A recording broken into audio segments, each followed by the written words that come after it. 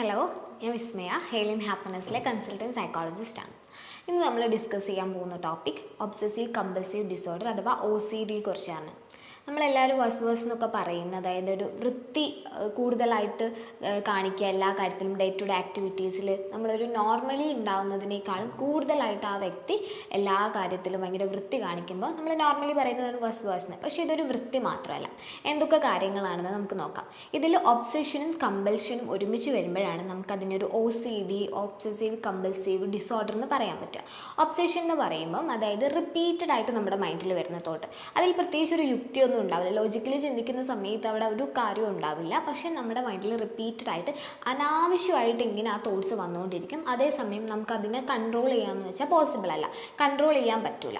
അപ്പോൾ ഈ ഒരു തോട്ട്സ് ഇങ്ങനെ വന്നുകൊണ്ടിരിക്കുന്നത് നമുക്ക് ഭയങ്കര ഒരു ഉത്കണ്ഠയിലേക്ക് ലീഡ് ചെയ്യും. അതായത് ഒരു ആൻസൈറ്റി ആയി മാറും. ആ ഒരു ആൻസൈറ്റി കുറയ്ക്കാനായിട്ട് നമ്മൾ എന്ത് ചെയ്യുന്നു വെച്ചാൽ ആ ഒരു പ്രവൃത്തി ചെയ്യാനായിട്ട് ശ്രമിക്കും. അതിനെയാണ് കമ്പൽഷൻ എന്ന് പറയുന്നത്. അതായത് റിപ്പീറ്റഡ് ആയിട്ട് നമ്മുടെ മൈൻഡിൽ ഒരു തോട്ട് വരികയും അതിനെ കൺട്രോൾ ചെയ്യാൻ പറ്റാത്തത് കാരണം അത് റെഡ്യൂസ് ചെയ്യാനായിട്ട് നമ്മളൊരു ആക്ഷനിലേക്ക് പോകും. അതാണ് കമ്പൽഷൻ എന്ന് പറയുന്നത്. ഓക്കെ, ഇത് കൂടുതലായിട്ട് നമുക്ക് ഇപ്പോൾ കണ്ടുവരുന്നത് ഒരു ചെക്കിങ് കമ്പൽഷൻ എന്ന് പറയും. അതായത് ഇപ്പോൾ ഡോറൊക്കെ ക്ലോസ് ചെയ്തോ എന്നുള്ളൊരു കൺഫ്യൂഷൻ, അല്ലെങ്കിൽ അത് കൺഫ്യൂഷൻ തീർക്കാനായിട്ട് വീണ്ടും അങ്ങോട്ട് പോകുന്നതായിട്ടും വേണം. അവിടെ ഒരു ഒബ്സഷൻ എന്ന് പറയുന്നത് ഡോറ് ക്ലോസ് ചെയ്തു എന്നുള്ള ഒരു റിപ്പീറ്റഡ് ആയിട്ട് മൈൻഡിൽ വരുന്നൊരു തോട്ട്. അപ്പം നമ്മൾ അത് അവിടെ ഒരു ആക്ഷനായിട്ട് വരുമ്പോൾ നമ്മൾ ആ ചെക്ക് ചെയ്യാനായിട്ട് റൂമിലോട്ട് പോകും, അല്ലെങ്കിൽ ഗ്യാസ് കറക്റ്റായിട്ട് ഓഫ് ചെയ്തിട്ടുണ്ടോ എന്നുള്ളൊരു കാര്യം നമ്മുടെ മൈൻഡിൽ വരും. പിന്നെ വീടൊക്കെ പൂട്ടി പോകുന്ന സമയത്ത് ഡോറ് കറക്റ്റ് ലോക്ക് ചെയ്തിട്ടില്ലെങ്കിൽ പോയ സ്ഥലത്ത് നിന്ന് തിരിച്ചു വരും. ഇങ്ങനെയുള്ള കാര്യങ്ങളൊക്കെ നമ്മളിപ്പോൾ സിനിമയിലാണെങ്കിലും പൊതുവേ ചില സ്ഥലങ്ങളിലൊക്കെ ചിലരുടെ ആക്ടിവിറ്റീസിൽ നമ്മൾ കാണുന്നതാണ്. ഇത് മാത്രമല്ല, അതേപോലെ കണ്ടാമിനേഷൻ ഒബ്സഷൻ എന്ന് പറയും. അതായത് ഭയങ്കരമായിട്ട് വൃത്തി, എന്താ പറയുക, ഒരു കാര്യം ചെയ്താൽ അതൊട്ടും ഓക്കെ ആയിട്ടില്ല. ഒരു തവണ കൈ കഴുകിയാൽ ചിലപ്പോൾ നമ്മുടെ കയ്യിൽ എന്തെങ്കിലും അഴുക്ക് പറ്റിയാൽ മാറും. പക്ഷേ ഈ ഒരു OCD ഉള്ള ആൾക്കാരെ സംബന്ധിച്ച് അവർക്കൊരു 2 തവണയല്ല 3 തവണ കഴുകിയാലും അവരെ സംബന്ധിച്ച് കയ്യിൽ അഴുക്കൊന്നും പോയില്ല എന്നുള്ള തോന്നുന്നു. ചിലപ്പം ഒരു ടേബിളിൽ കൈ വെച്ചാൽ തന്നെ പൊടിയായി എന്ന് തോന്നും. ആ ഒരു തോന്നൽ കാരണം അവർ കൈ കഴുകാനായിട്ട് പോകും. കൈ കഴുകുന്നത് ഒരു 2 or 3 പ്രാവശ്യം ചെയ്താലൊന്നും അവർ സ്റ്റോപ്പ് ചെയ്യില്ല. ഒരു 10 തവണയെങ്കിലും ചെയ്താൽ മാത്രമേ അതൊരു വൃത്തിയായി എന്ന് അവരെ സംബന്ധിച്ച് തോന്നും. ഒരു പൊടി കയ്യിൽ പറ്റിയാൽ ഒരു 2-3 തവണ കഴുകിയാൽ അത് മാറി. പക്ഷെ അവരത് മനസ്സിലാക്കുന്നില്ല. അവർക്കത് അനാവശ്യമായിട്ടാണ് അവിടെ ഒരു പ്രവൃത്തി വരുന്നത്. അപ്പോൾ അതേസമയം അവർക്കത് ചെയ്യാതിരിക്കാമെന്ന് വെച്ചാൽ പോസിബിൾ അല്ല. ഭയങ്കര ഇറിറ്റേഷൻ ആയിരിക്കും. ആ ഒരു ഇറിറ്റേഷൻ കൊണ്ട് ആ ഒരു ആൻസൈറ്റി ആയി മാറിയിട്ട് അതിനെ കൺട്രോൾ ചെയ്യാൻ പറ്റാത്തത് കാരണമാണ് അവർ ആ ഒരു പ്രവൃത്തിയിലേക്ക് പോകുന്നത്, അതായത് കൈ കഴുകുന്നത്.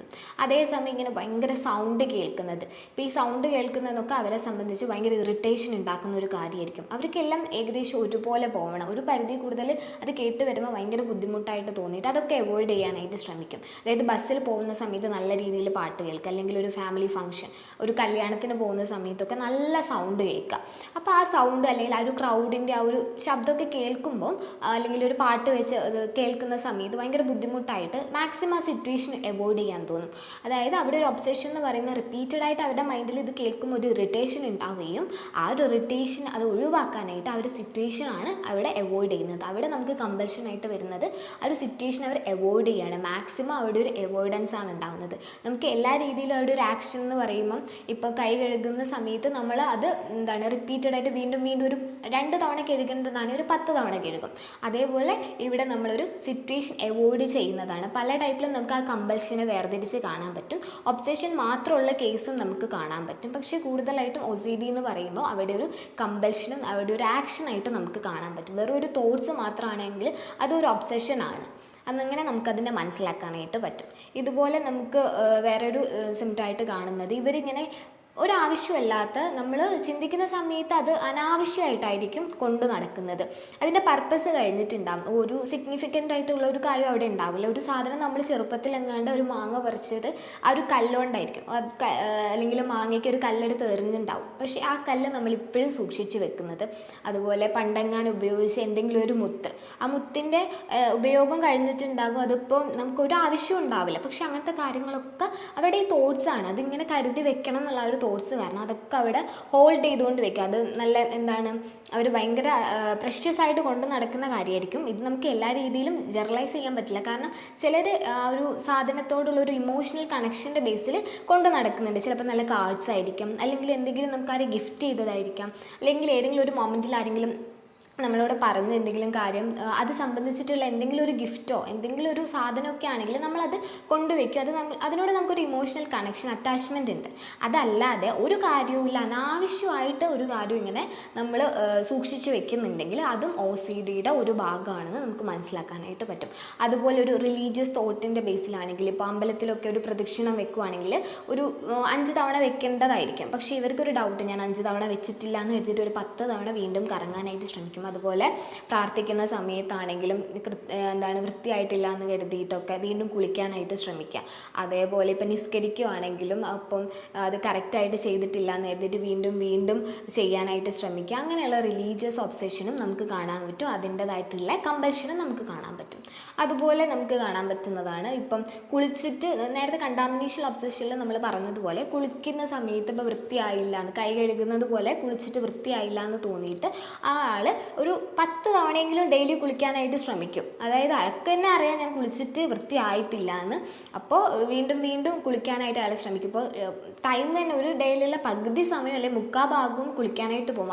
OCDയുള്ള ആൾക്കാർക്ക് നമുക്ക് കാണാൻ പറ്റുന്നത് ഇവർക്ക് പ്രത്യേകിച്ച് കാര്യങ്ങളൊന്നും ചെയ്യാൻ പറ്റില്ല. പ്രോപ്പറായിട്ട് ആ ഒരു ഡെഡ് ലൈൻ്റെ ഉള്ളിൽ ഇപ്പോൾ എന്തെങ്കിലും വർക്ക് സബ്മിറ്റ് ചെയ്യാനുണ്ടെങ്കിൽ, സ്റ്റുഡൻസിനാണെങ്കിൽ എന്തെങ്കിലും ഹോംവർക്ക്സ് ഉണ്ടെങ്കിലും ക്ലാസ്സിൽ റെഗുലറായിട്ട് ചെയ്യേണ്ട കാര്യങ്ങളൊന്നും റെഗുലർ ആയിരിക്കില്ല. കാരണം ഇവരുടെ ഒരു പകുതി അല്ലെങ്കിൽ 1/4 ടൈം ഇങ്ങനത്തെ കാര്യങ്ങൾക്ക് വേണ്ടിയിട്ടായിരിക്കും മാറ്റി വയ്ക്കുന്നത്. അതുകൊണ്ട് തന്നെ എല്ലാവർക്കും പെൻഡിങ് ആയിരിക്കും. ഇപ്പോൾ കുളിക്കാനായിട്ട് ഇത്ര സമയം ഉപയോഗിക്കും. അതുപോലെ തന്നെ ബ്രഷ് ചെയ്യാൻ ചിലപ്പോൾ 1 അവർ എടുക്കും. അത് രാത്രിയും 1 അവർ എടുക്കും. കുളിക്കാൻ ഇപ്പോൾ ഒരു അരമണിക്കൂർ എടുത്തിട്ടുണ്ടാകും. ചിലപ്പോൾ ആ സോപ്പ് അവർ ഉപയോഗിച്ച് കഴിഞ്ഞാൽ അവിടെ വീണ്ടും ആ സോപ്പ് വെക്കാനൊക്കെ ഭയങ്കര ബുദ്ധിമുട്ടായിരിക്കും. അപ്പോൾ ആ സോപ്പ് എടുത്ത് മാറ്റും. പിന്നെ അവിടെ സോപ്പിൻ്റെതായിട്ടുള്ള എന്തെങ്കിലും കണ്ടാൽ ഭയങ്കര ബുദ്ധിമുട്ട്. വാഷ്റൂം അല്ലെങ്കിൽ ബാത്റൂമൊക്കെ എപ്പോഴും ക്ലീൻ ആയിരിക്കണം. ക്ലീൻ ആയിട്ടില്ലെങ്കിൽ അത് ഒന്നും കൂടെ ക്ലീൻ ആക്കി എന്നിട്ടും വൃത്തിയായിട്ടില്ല തോന്നിയിട്ടുണ്ടെങ്കിൽ വീണ്ടും ക്ലീൻ ചെയ്തിട്ടൊക്കെ കുളിക്കാൻ തന്നെ റെഡി ആവത്തുള്ളൂ. അതുപോലെ ഫ്ലോറ്, അതുപോലെ നമ്മുടെ വോളൊക്കെ ആണെങ്കിൽ കുറച്ച് എന്തെങ്കിലും ചളി പറ്റിയാലൊക്കെ ഇവർക്ക് ഭയങ്കര ഇറിറ്റേഷൻ ആയിരിക്കും. ആ ചുമരാണെങ്കിൽ ആ ഒരു വെള്ളം ഉപയോഗിച്ച് കഴുകാനൊക്കെ ആയിട്ട് ശ്രമിക്കും. അങ്ങനെ എല്ലാ കാര്യത്തിലും ഒരു വൃത്തിയില്ല. നോർമലി എല്ലാവരും ക്ലീൻ ആയിട്ട് ഇരിക്കണം എന്നുള്ളതിനപ്പുറത്ത് ഇതൊരു വൃത്തി എന്നല്ല പറയേണ്ടത്. അവരുടെ ഒരു ബിഹേവിയറലായിട്ടുള്ള ഒരു ബുദ്ധിമുട്ടല്ല, അവരുടെ തോട്ട്സിൻ്റെ ഒരു ഭാഗമാണത്. ഒരുപാട് അവരുടെ മൈൻഡിലോട്ട് ഇങ്ങനെ തോട്ട്സ് കടന്നു വരികയും വൃത്തിയായിട്ടില്ല എന്ന് തോന്നിയിട്ട് ആ ഒരു ഇറിറ്റേഷൻ ഒരു ആൻസൈറ്റി ആയി മാറിയിട്ട് അവർ ആ പ്രവൃത്തി മാക്സിമം ആ ഒരു തോട്ട്സ് അവോയ്ഡ് ചെയ്യാനായിട്ട് ആ പ്രവൃത്തിയിൽ ഏർപ്പെടുന്നതാണ് OCD എന്ന് പറയുന്നത്. അതുപോലെ നമുക്ക് കാണാവുന്ന വേറൊരു സിംറ്റംസ് എന്ന് പറഞ്ഞാൽ ഇവർ ഇപ്പോൾ അമ്പലത്തിൻ്റെ മുന്നിൽ കൂടെയൊക്കെ പോവുകയാണെങ്കിൽ ഇവർ മൈൻഡിൽ ഇങ്ങനെ തോട്ട്സ് വന്നുകൊണ്ടിരിക്കും. ഇപ്പോൾ എന്തെങ്കിലും ഭഗവാൻ എന്തെങ്കിലും തെറി വിളിക്കുക എന്നൊക്കെ ഉള്ളത് ആ ഒരു ടെൻഡൻസി കാരണം എന്തെങ്കിലും തെറി വിളിച്ചു പോകും. പക്ഷേ ആ തെറി വിളിച്ചതിന് ശേഷം ഭയങ്കര റിഗ്രറ്റ് ആയിരിക്കും. അയ്യോ ഞാൻ ചെയ്തത് എന്തോ തെറ്റാണ്, അപ്പോൾ അങ്ങനെ വിളിക്കാൻ പാടില്ല എന്ന് കരുതിയിട്ട് പിന്നെ അതിനുള്ള കുമ്പസാരങ്ങളായി. അപ്പോൾ അത് അവരുടെ മൈൻഡിൽ ഇങ്ങനെ വന്നുകൊണ്ടിരിക്കുന്ന തോട്ട്സാണ്. അതുപോലെ തന്നെ ഇപ്പോൾ ഡോഗ് ഒറ്റ അടുത്തൂടെ പോയിട്ടുണ്ടെങ്കിൽ അത് എന്തോ ചെയ്ത് എന്നുള്ളത് കാരണവും അവർക്ക് ആ ഒരു തോട്ട്സ് കാരണം അവർ മുന്നേ തന്നെ അതിനൊരു പ്രിവെൻഷൻ മെത്തേഡ് എന്നുള്ള വാക്സിനേഷനൊക്കെ എടുക്കാനായിട്ട് പോകും. ചിലപ്പോൾ വാക്സിൻ എടുത്തതായിരിക്കും, പക്ഷേ വീണ്ടും എടുക്കാനൊക്കെ ആയിട്ടുള്ളത് പോകും. ആ രീതിയിലും നമുക്ക് ഒബ്സെഷനെ അല്ലെ OCDനെ നമുക്ക് കാണാനായിട്ട് പറ്റും. ഇത്തരം കേസുകളൊക്കെ നമുക്ക് നോർമലി കാണുന്നത് ചിലപ്പോൾ ചെറിയ സിംറ്റംസ് ഒക്കെ നമ്മൾ കാണുമ്പോൾ അതൊന്നും ഒരു OCD എന്ന് പറയാൻ പറ്റില്ല. കാരണം ഒരു വൃത്തി എന്നുള്ളതിനപ്പുറത്ത് ആ ആളുടെ ഡേ ടു ഡേ ലൈഫിനെ നല്ല രീതിയിൽ നെഗറ്റീവായിട്ട് ബാധിക്കുന്നുണ്ടോ നോക്കുക. അയാൾക്ക് പ്രോപ്പറായിട്ട് അയാളുടെ ആക്ടിവിറ്റീസ് ഒന്നും ചെയ്യാൻ പറ്റുന്നില്ല. മുഴുവൻ സമയവും ഇങ്ങനത്തെ ഓരോ കാര്യങ്ങളിലാണ് ടൈം സ്പെൻഡ് ചെയ്യേണ്ടത്. ആൾക്ക് വൃത്തിയായി എന്ന് തോന്നില്ല, അയാൾക്ക് പല തോട്ട്സ് ചെക്ക് ചെയ്യണമെന്ന് തോന്നുക, അല്ലെങ്കിൽ ഇങ്ങനത്തെ റിലീജിയസ് ഒബ്സെഷൻ വരുക, അല്ലെങ്കിൽ കുറേ കാര്യങ്ങൾ ആവശ്യമില്ലാത്ത കാര്യങ്ങൾ ഇങ്ങനെ ശേഖരിച്ചുകൊണ്ട് വരിക. പിന്നെ എന്തെങ്കിലും കാര്യങ്ങൾ ഇങ്ങനെ കരുതി വെക്കുന്ന സ്വഭാവം എല്ലാം എപ്പോഴും ഭയങ്കര പെർഫെക്ഷൻ ആണെന്നും അയാൾക്ക് തോന്നുന്നുണ്ടെങ്കിൽ നമുക്ക് പറയാം ഇയാൾക്കൊരു OCD ഉള്ളതാണെന്ന്. ഒരു കേസ് ഞാൻ പറയാം. അതായത് തൊട്ട് മുന്നേ ക്ലിനിക്കിൽ വന്നൊരു കേസായിരുന്നു. അപ്പോൾ ആ ഒരു ഹസ്ബൻഡ് ആൻഡ് വൈഫാണ് വന്നത്. അപ്പം ഭാര്യ എൻ്റെ അടുത്ത് പറഞ്ഞൊരു കാര്യം എന്ന് വെച്ചാൽ ഹസ്ബൻഡിന് ഒട്ടും വൃത്തിയില്ല. ആൾ വലിയ തേക്കാനൊന്നും അധികം സമയം എടുക്കില്ല, കുളിക്കൂല, ഡ്രസ്സൊക്കെ ആണെങ്കിലും അലക്കിയിട്ട് ഇടുന്നത് അലക്കി ആറിയിട്ടത് സ്ഥലം എന്ന് വെച്ചാൽ ഭയങ്കര വൃത്തികേടായിട്ടായിരിക്കും ഉണ്ടാവുക. അങ്ങനെ നീറ്റായിട്ടൊന്നും കണ്ടില്ല. ബെഡ്റൂം ആണെങ്കിലും പിന്നെ ഫ്ലോറൊക്കെ ആണെങ്കിലും എപ്പോഴും വൃത്തികേടാണെന്നുള്ള കാര്യമൊക്കെ. അപ്പോൾ ഞാൻ ഹസ്ബൻഡുമായിട്ട് സംസാരിച്ച സമയത്ത് മനസ്സിലായത്, അപ്പോൾ ഈ ഭാര്യയ്ക്ക് ഒരു തവണ കുളിക്കുന്നതോ അല്ലെങ്കിൽ ഒരു 10 മിനിറ്റ് 15 മിനിറ്റ് പല്ല് തേക്കുന്നതൊന്നുമല്ല. ഇവർ ഭാര്യ ഒരു മണിക്കൂറാണ് ഡെയിലി പല്ല് തേക്കാൻ രാവിലെ ഉപയോഗിക്കാം. അതേപോലെ രാത്രിയും അതേ ടൈം എടുക്കും. കുളിക്കുക എന്ന് പറഞ്ഞാൽ 3 നേരം കുളിക്കും. ഓരോ സമയവും ഒരു 1.5 മണിക്കൂർ എടുത്തിട്ടാണ് കുളിക്കുക. ഇപ്പോൾ ഫ്ലോറൊക്കെ ഡെയിലി ഇപ്പോൾ ഒരാൾ റൂമിലോട്ട് വന്നാൽ വീട്ടിലോട്ട് വന്നാൽ ആൾ പോയതിന് ശേഷം വീണ്ടും വൃത്തിയാക്കും, കഴുകും. അപ്പോൾ ബാത്റൂം പുറത്തുനിന്ന് ഒരാൾ യൂസ് ചെയ്താൽ ആൾ പോയി കഴിഞ്ഞതിന് ശേഷം അതെല്ലാം ക്ലീൻ ചെയ്തിട്ട് മാത്രമേ ഇയാൾ കയറത്തുള്ളൂ. അതുപോലെ ബെഡ്റൂം ആണെങ്കിൽ ഡെയിലി അടിച്ചുവാരി ക്ലീൻ ചെയ്ത് വീണ്ടും ബെഡ്ഷീറ്റ് ഡെയിലി മാറ്റും. ഈ രീതിയിലായിരുന്നു ഭാര്യയുടെ ഒരു ബിഹേവിയർ എന്ന് പറഞ്ഞാൽ. ആക്ച്വലി നമ്മളപ്പോൾ സംസാരിച്ചപ്പോഴാണ് ആൾക്ക് ഒരു OCD ഉണ്ട്. ഇപ്പോൾ ഹസ്ബൻഡിന് ഒരു പ്രശ്നമാണെന്ന് പറഞ്ഞായിരുന്നു ഭാര്യ ക്ലിനിക്കിൽ വന്നത്. പക്ഷേ നമ്മൾ സംസാരിച്ച സമയത്ത് ഡയഗ്നോസ് ചെയ്തത് ഭാര്യയ്ക്കാണ് ആക്ച്വലി ഒരു പ്രശ്നമുള്ളത്, ആൾക്കൊരു OCD ട്രേറ്റ് ആണെന്നുള്ളത്. ഇത്തരം കേസുകൾ നമ്മൾ കണ്ടാൽ ഒരു സൈക്കോളജിസ്റ്റിനെ റെഫർ ചെയ്യാണ് വേണ്ടത്. അപ്പോൾ അതിന് വേണ്ട ട്രീറ്റ്മെൻറ്റും കാര്യങ്ങളൊക്കെ എടുത്തിട്ട് നമുക്ക് ഇത് മാറ്റിയെടുക്കാൻ പറ്റുന്നതായിട്ടുള്ള ഒരു ഇഷ്യൂ ആണ്. അപ്പം വേണ്ട വിധത്തിലുള്ളൊരു കൺസൾട്ടൻറ്റ് സൈക്കോളജിസ്റ്റിനെ നമ്മൾ റെഫർ ചെയ്ത് കൊടുക്കുക. ഓക്കെ, അപ്പോൾ ഇതുപോലുള്ളൊരു ഇൻഫോർമേറ്റീവ് വീഡിയോ ആയി നമുക്ക് വീണ്ടും കാണാം. Thank you.